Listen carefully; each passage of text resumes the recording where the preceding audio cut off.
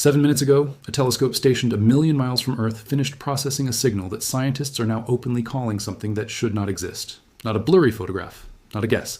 A precise chemical signature, read directly from the surface of a frozen world 4 billion miles away, and it matches no known substance in any laboratory, in any database, on any planet we have ever studied. Whatever is sitting on the surface of Pluto right now is producing a light signature that our entire catalog of known chemistry cannot explain, and it is not alone out there. This exact same unidentified signature has now turned up on Saturn's giant moon Titan too, on a completely different world, under completely different conditions. Which means whatever this is, it is not a fluke. It is a pattern. And nobody currently knows what it is.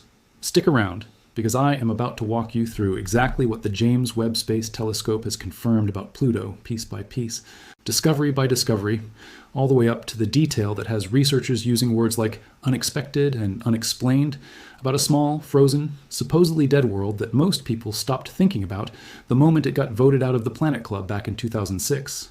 Hit subscribe now, because this channel breaks these stories down using real published research, not exaggerated headlines, and you do not want to miss what else is coming out of the far edge of our solar system.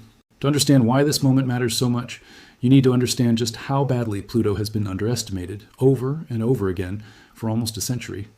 In 1930, a 24-year-old assistant named Clyde Tombaugh, working at an observatory outside Flagstaff, Arizona, was assigned one of the most mind-numbing jobs imaginable: photograph the same patch of night sky on different nights, then flip rapidly back and forth between the plates, hunting for a single point of light that had shifted position against the fixed backdrop of stars. Most nights, nothing happened. Then, on one plate in February of that year, something moved. A tiny dot had shifted, and that dot became Pluto.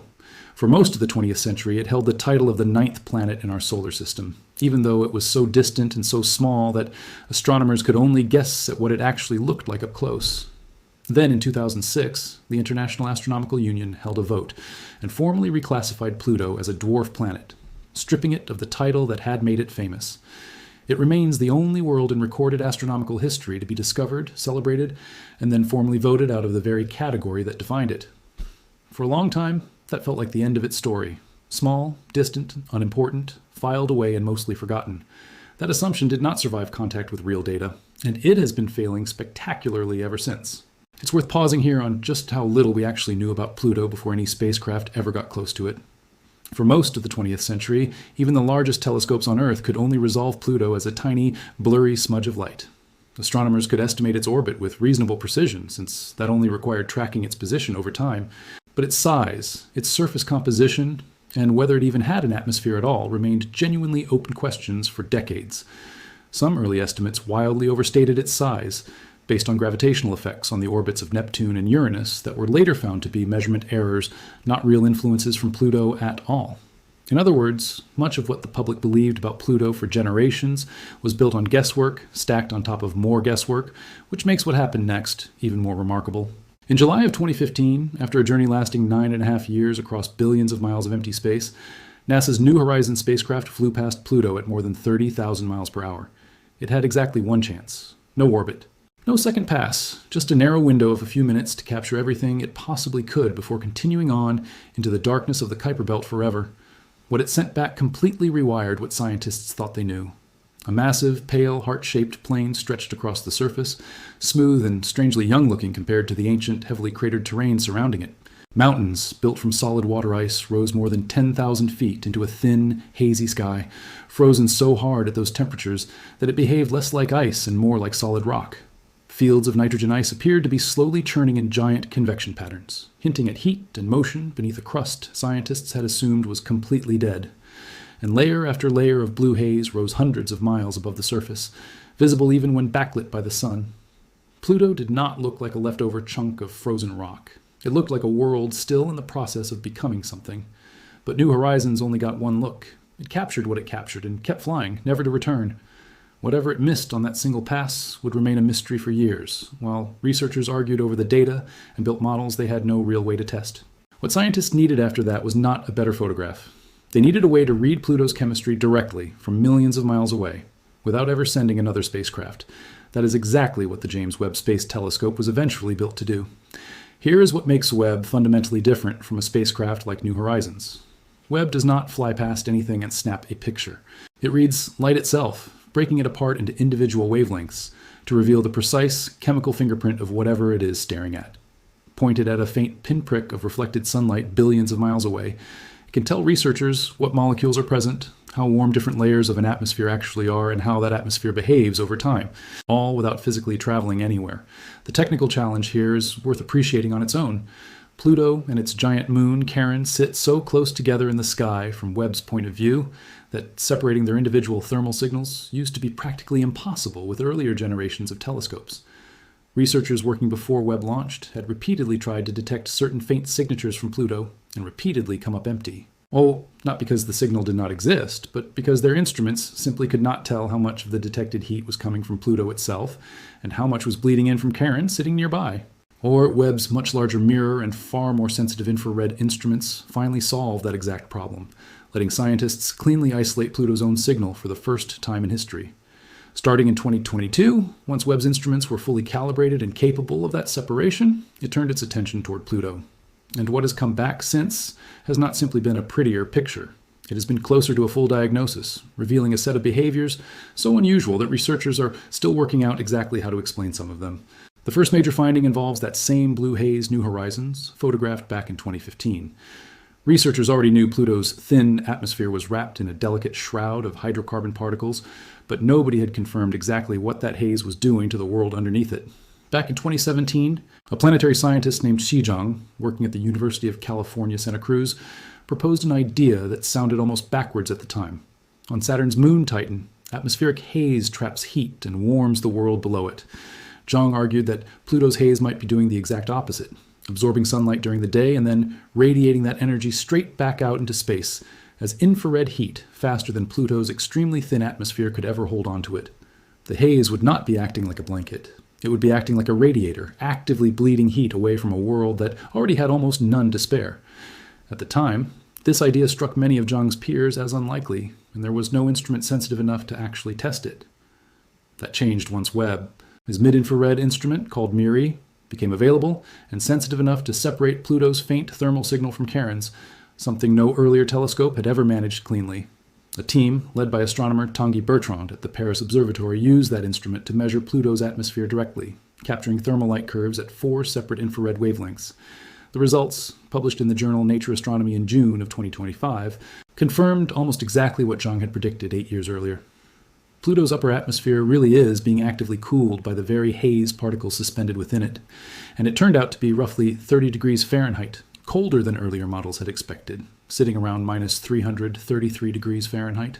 Zhang himself said afterward that it is not common in planetary science to have a hypothesis confirm this cleanly within just a few years, and that his team felt genuinely lucky.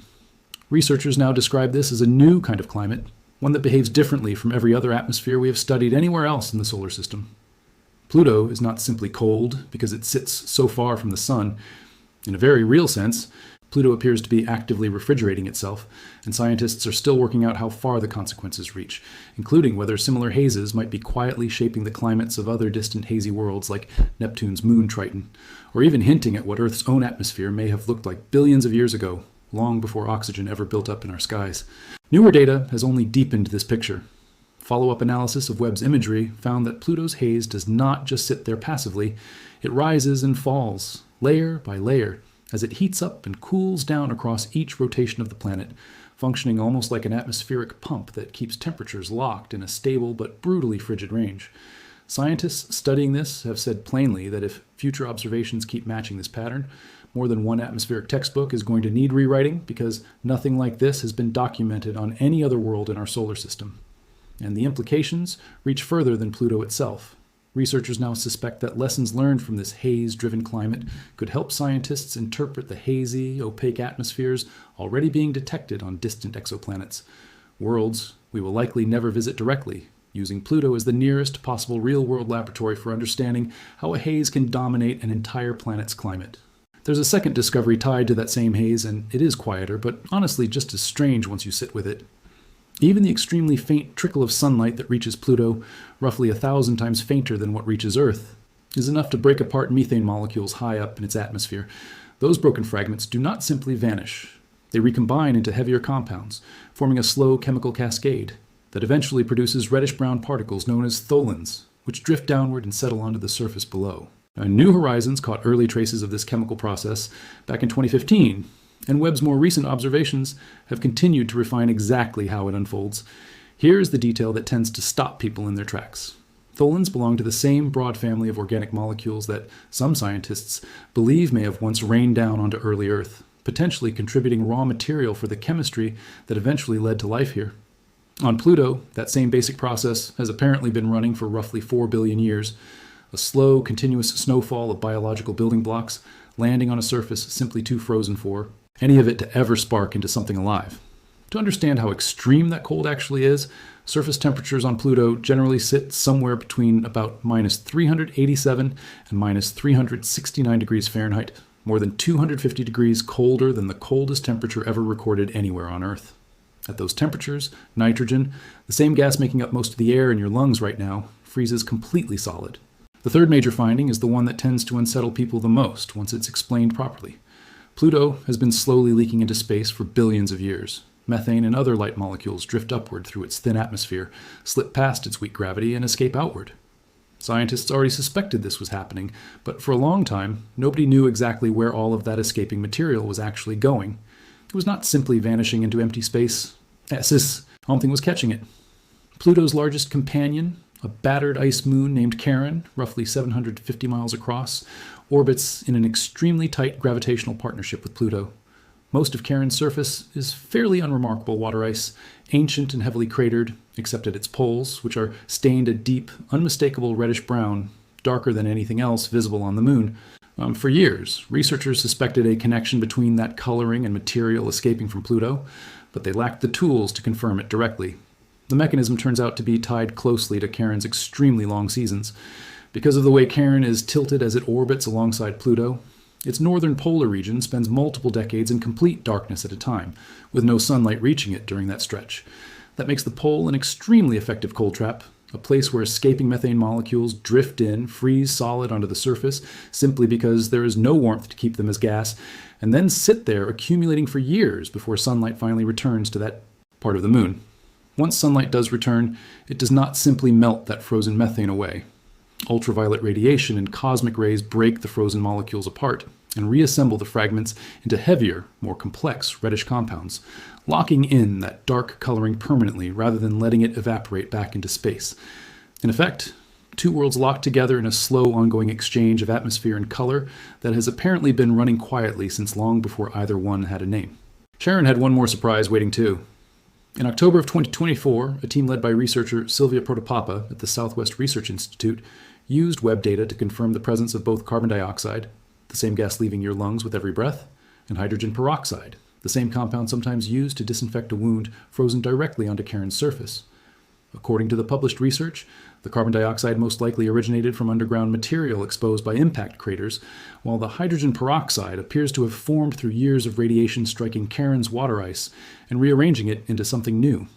This specific combination of frozen chemicals had never been confirmed on Charon before, adding yet another layer to a moon that keeps turning out to be far more chemically complex than its plain icy appearance suggests. And now we arrive at the discovery that gives this story its real edge, the one that has been quietly circulating through planetary science circles over the past few weeks, and is the reason this topic is surfacing again right now. Researchers analyzing Webb's infrared spectra of Titan, Saturn's massive haze-covered moon, found something they were not looking for. An unexpected light absorption feature centered precisely at 5.113 micrometers, showing up clearly in the data with a depth of roughly 6 to 7%. When the team compared this signal against every known compound in Titan's atmosphere, every gas, every haze particle accounted for in their radiative transfer models, nothing matched. The absorption simply did not appear in any of their simulations of known chemistry. That alone would have been a strange, isolated anomaly on one distant moon. Then the same research team went back and checked Webb's earlier observations of Pluto, recorded back in May of 2023, and found the exact same absorption feature at 5.113 micrometers sitting in that data too. Not identical in every detail. On Pluto, the signal was roughly 3 times wider than the one seen on Titan, though similar in overall depth, somewhere around 4 to 5%. But the core signature, the specific wavelength, matched precisely. Two worlds, separated by roughly 1 billion miles, orbiting completely different planets, with completely different atmospheres and completely different histories, are both producing light signatures from a substance that does not correspond to anything currently cataloged in planetary science. Researchers now believe the difference in width between the two signals could hold important clues about the nature of whatever this compound actually is and the surface conditions on each world. But as of right now, nobody has identified it. This is not a rounding error or an instrument glitch. It has shown up independently on two separate bodies, using the same telescope, under rigorous analysis, and it currently has no explanation.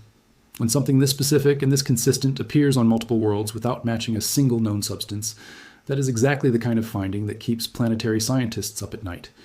Because it usually means either our chemical models are missing something, or there's a process happening out there that nobody has considered yet. Now picture for a moment what it would actually be like to stand on Pluto's surface, because the details are almost hard to imagine otherwise. The sun would still be visible, but only as an intensely bright point of light, smaller than a pinhead held at arm's length, giving off no real warmth and no meaningful glare. You could look directly at it without any discomfort at all. The sky around it would sit in a permanent grayish-blue gloom, thick with haze. Never fully day and never fully night, just an unchanging dimness. The ground beneath your feet would not behave anything like ice does here on Earth. At nearly 400 degrees below zero, water ice stops being slippery and instead behaves closer to solid rock, hard enough to ring almost like metal if struck. The atmosphere, roughly 100,000 times thinner than Earth's, would offer nothing to breathe, though the extreme cold would freeze exposed skin almost instantly, long before the thin atmosphere itself became the immediate danger. And overhead, fixed permanently in the same spot in the sky, Charon would hang there, unmoving. The two worlds are close enough in size that they do not orbit each other the way Earth orbits its own moon. Instead, they orbit a shared point in empty space between them, locked so tightly that each one always shows exactly the same face to the other, a silent standoff that has been running for billions of years. The surface itself holds its own separate mysteries. In a region researchers named Tartarus Dorsa, New Horizons photographed something no spacecraft had ever documented anywhere else in the solar system. Tall rows of jagged ice blades, some reaching more than 1,500 feet high, made of frozen methane, arranged in long parallel ridges. Similar but far smaller formations exist here on Earth in certain high-altitude deserts where they are known as penitents and rarely grow taller than an average person. Scientists believe Earth's version forms through a slow process where sunlight causes uneven melting and sublimation across an icy surface, carving out taller sections, while lower areas erode faster. On Pluto, that same basic process appears to have played out on a vastly larger scale over a much longer stretch of time, using frozen methane instead of frozen water. A 2025 analysis of the original New Horizons data suggests these towering ice blades may wrap around as much as 60% of Pluto's equator, forming an entire ring of jagged frozen terrain circling the dwarf planet. Elsewhere, a massive dark region roughly the size of Alaska stretches across the equator, colored a deep reddish black, where those falling organic Tholen particles have apparently piled up thickest over billions of years, on some of the oldest and most exposed terrain anywhere on the planet. South of the famous pale, heart-shaped plain, two enormous isolated peaks rise out of the surrounding landscape, and researchers still cannot fully explain them. One stands roughly 13,000 feet tall. The other may reach close to 20,000 feet, with a base wide enough to rival some of the largest volcanoes here on Earth. Both mountains have deep depressions at their summits, ringed by fractures with lumpy, uneven flanks that closely resemble cooled lava flows, except there's no molten rock on Pluto. If these features are what they appear to be, they are cryovolcanoes, structures that once erupted not with melted stone, but with a thick slurry of water, ammonia, and methane forced upward from somewhere deep beneath the icy crust. Researchers remain divided on exactly how these formations came to exist, whether from a handful of massive eruptions or many smaller events spread across a longer stretch of time. But either interpretation points toward the same unsettling conclusion. Something, at some point in Pluto's relatively recent geological history, was warm enough beneath that frozen shell to force liquid material all the way up to the surface. That internal warmth leads directly to one of the most debated ideas surrounding Pluto today, the possibility of a hidden ocean buried roughly 100 miles beneath the surface, kept liquid by the slow radioactive decay of elements inside Pluto's rocky core. The evidence for this is not a photograph.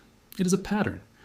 Cracks and ridges across the surface line up in ways that fit what you would expect from a subsurface layer of liquid water shifting slowly beneath the crust.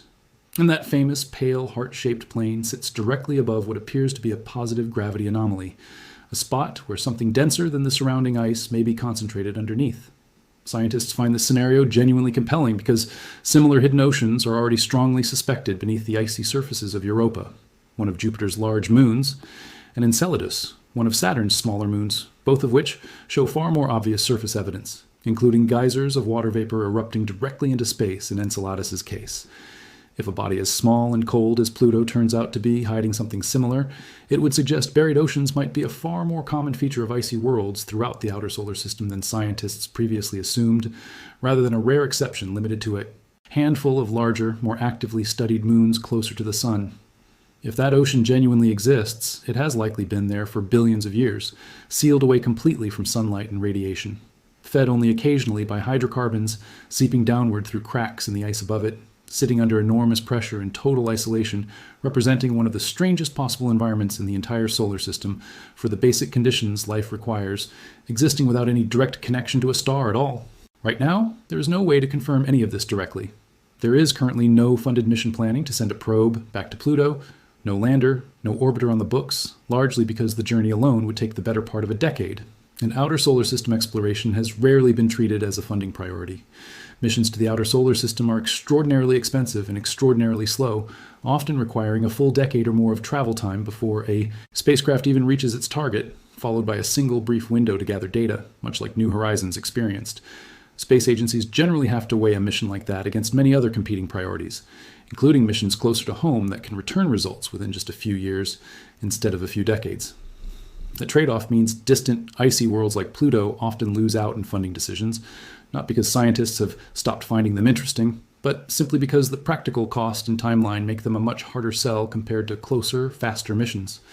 For the time being, Webb remains our only working tool, quietly checking back in whenever Pluto swings into its field of view, adding another data point each time, and almost always making the overall picture stranger than it was before. Here's the detail that tends to stick with people longest after they hear this whole story. Pluto is not unique simply because of its location. It sits inside the Kuiper Belt, a vast ring of icy debris beyond the orbit of Neptune, home to hundreds of thousands of objects wider than 60 miles, along with an estimated trillion or more comets. A handful of other bodies out there, including Eris and Makemake, come reasonably close to Pluto's size. Beyond the Kuiper Belt entirely lies the theorized Oort cloud, thought to hold another trillion or so icy bodies stretching outward, roughly a quarter of the way toward the nearest star. The Kuiper Belt alone is estimated to span an area of space hundreds of times larger than the much more familiar asteroid belt sitting between Mars and Jupiter, the one most people picture when they think of a field of space rocks. And unlike that inner asteroid belt, which has been mapped in fairly close detail thanks to its relative proximity to Earth, the Kuiper Belt remains almost entirely unexplored territory. Only one spacecraft, New Horizons, has ever ventured deep enough into that region to closely photograph any of its larger residents, and even that mission only managed close flybys of two objects, Pluto and a much smaller, more distant body nicknamed Arrokoth, out of the hundreds of thousands of similarly sized worlds believed to exist out there. If Pluto is genuinely cooling its own sky, slowly bleeding its atmosphere onto a companion moon, carrying an unidentified chemical signature that has also turned up on a completely different moon around a completely different planet, and possibly hiding a liquid ocean beneath a shell of solid ice, there is no obvious reason to assume it is the only object out there doing anything like this. It is simply the one close enough and bright enough for our current instruments to study in real detail. Nearly everything else scattered across that same enormous region of space, an area hundreds of times larger than the asteroid belt, remains almost entirely unobserved. So what does all of this actually add up to? Pluto was never really the dead end of the solar system that a single vote in 2006 made it seem like. It turned out to be the beginning of a whole set of new questions. Scientists are still learning how to properly ask questions that have gotten stranger, not simpler, with every new observation Webb has managed to make. Out past the orbit of Neptune in the cold and the dark, there are trillions of other worlds we have barely glanced at, let alone studied closely. And if one small, frozen, formerly dismissed dwarf planet was hiding this much complexity, including a chemical fingerprint that current science cannot even name yet, it is genuinely worth wondering what all of those other distant worlds might be hiding too. If stories like this one, grounded in real published research rather than exaggerated headlines, are what you want more of, subscribe to this channel and turn on notifications, because Webb is still pointing back at Pluto every few months. And there's a real chance the next round of data adds another genuinely strange piece to a puzzle that, 7 minutes ago, just got a little bit stranger. Thanks for watching, and I will see you in the next one.